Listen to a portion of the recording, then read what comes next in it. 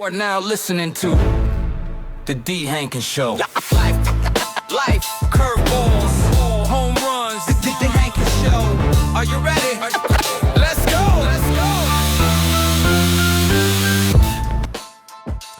What's up, y'all? Welcome to the Dee Hankins Show, where we talk about life, help you with your curveballs, and celebrate your home runs.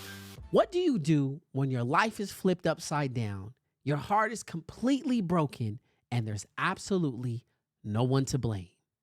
For the last few weeks, we've been talking about control. We opened up bucket number 1, which is my choices, your seat of power. We opened up bucket number 2, which is others' choices, where you have to set boundaries and do the brutal work of forgiveness. And now we arrive at the final bucket, the heaviest one of them all.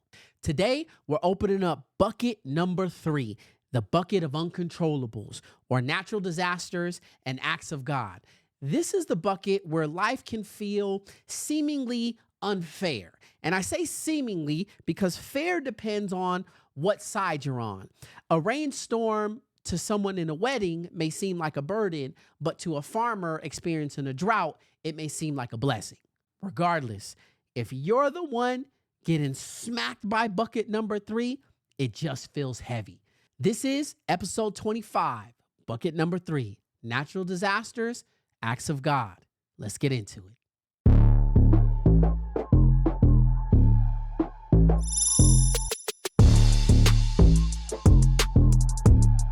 Now, let's define what we're looking at. Bucket number 3 is the bucket of absolute zero. It holds the things where you have zero control, zero influence, and zero authority.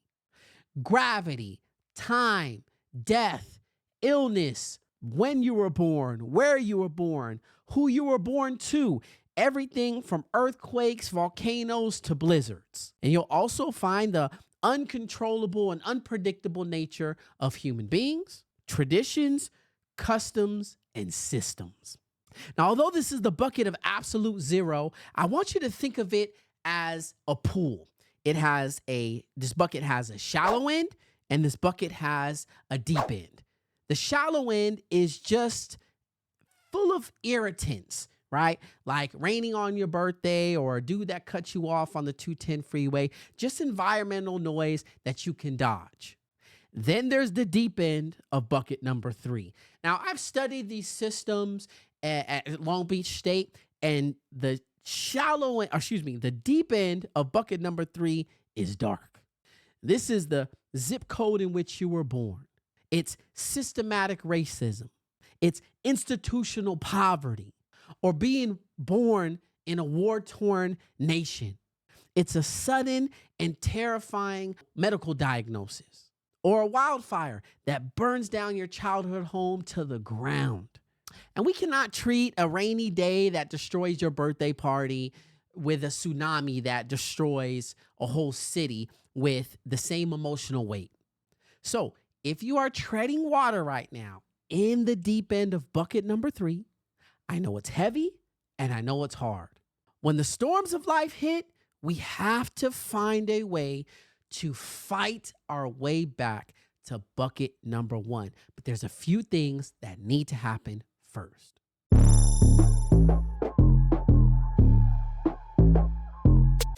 When that storm hits, it demands grief. It demands that you mourn the house that you lost. It demands the mourning of that diagnosis. You have to run through your emotional cycle in order for the process of acceptance to start to take place. And I gotta be real with y'all, it's exhausting. Having to rebuild a house that you didn't burn down and all the things that come with it is maddening.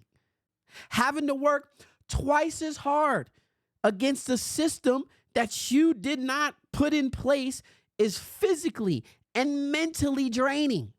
And I see you. I see people out there, man. This is why I'm doing this episode, right? I see you and I hear you and I know it's hard. I've been there. I've been in your shoes, and it is tough. We talk about fatigue, racism, all the isms. can bring on so much fatigue. You open up Instagram or Facebook every day and you just see it blatantly, and it's mentally and physically draining. And I understand that. And I know for some of you, it feels like it's unfair for you. And this is the truth. It's not your fault the system is broken or that the storms of life hit. You didn't ask for cancer, and you for sure didn't ask for all the isms that get thrown your way every day. But here's where you have to make the hardest shift in this 3-bucket philosophy.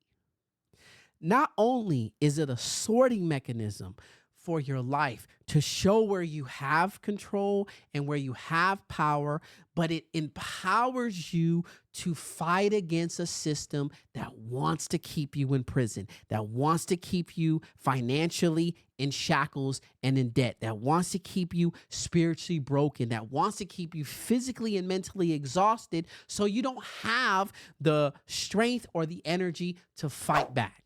Bucket number 3 determines who broke it. Bucket number 1 determines who has to fix it.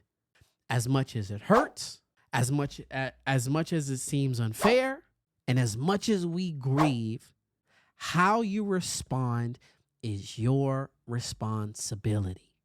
You may not want to rebuild, but that's where your power lies. You may not want to let go, but that's where your power lies. I can look you in the eyes and say, I agree. I think it's completely wrong for them not to accept your insurance. However, it doesn't get you any closer to healing. It doesn't get you to any closer to the help that you need at this current moment. Only taking responsibility does. And look, we don't take responsibility to get the systems off of the hook. No, that's not the case at all. And we don't do it because it's easy. We do it because waiting for the system to change is handing over your seat of power. Taking ownership of your life when the world is seemingly unfair is not a chore. It's an act of rebellion. To rebel against a system that wants to keep you locked down and in prison.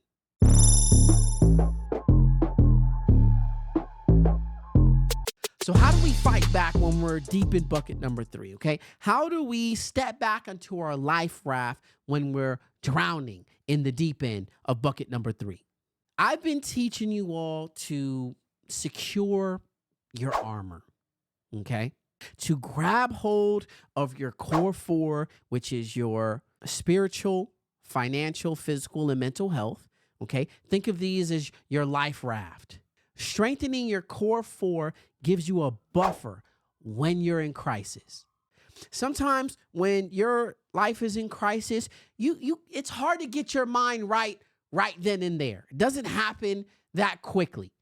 However, when you realize that you have armor on, when the shock of the event starts to quell, you start to realize that you weren't as hurt as you thought you were.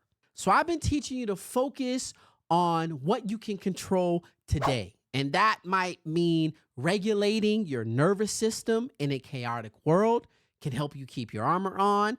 You need to fortify your financial fortress so the weight of the economy doesn't crush you. You need to get involved in the community like church. That can act as a shield against a sudden loss or disaster. Focus on the micro actions.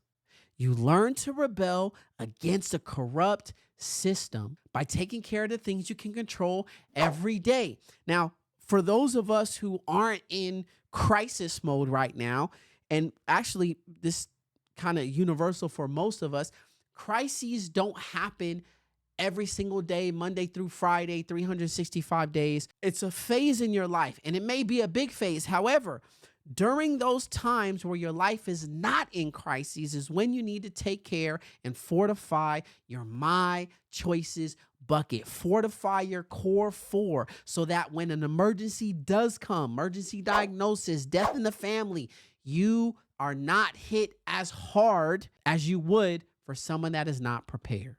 Because bucket number 3 is not a question of if, it is a question of when.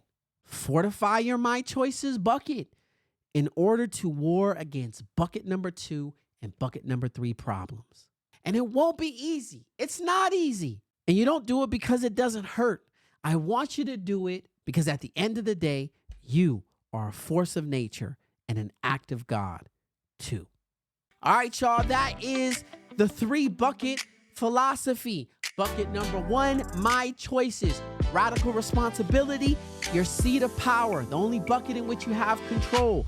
Bucket number 2, Others' choices, where you set boundaries and do the hard work of forgiveness to free yourself from others' control. Then bucket number 3, the uncontrollables, the natural disasters, the acts of God, where you have to grieve, take radical acceptance, build your shelters, and rebel against a corrupt system.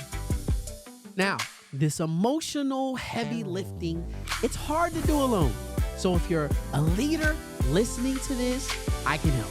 I travel the country working with different campuses and companies, not just to give a speech, but to help people build that community resilience and construct the shelter that they need. So go to www.deehankins.com, click that booking link, and let's bring the potential protocol and the 3-bucket philosophy to your campus and your company. And listen, if there's something in this series that taught you something new, please remember to like, comment, subscribe, and share the Dee Hankins Show with your friends and your family. Thank y'all for rocking with me during this series. Protect your buckets and your core 4. And remember, life throws curveballs, but even curveballs can be hit for home runs. Throws curveballs, but even curveballs can be hit for home runs.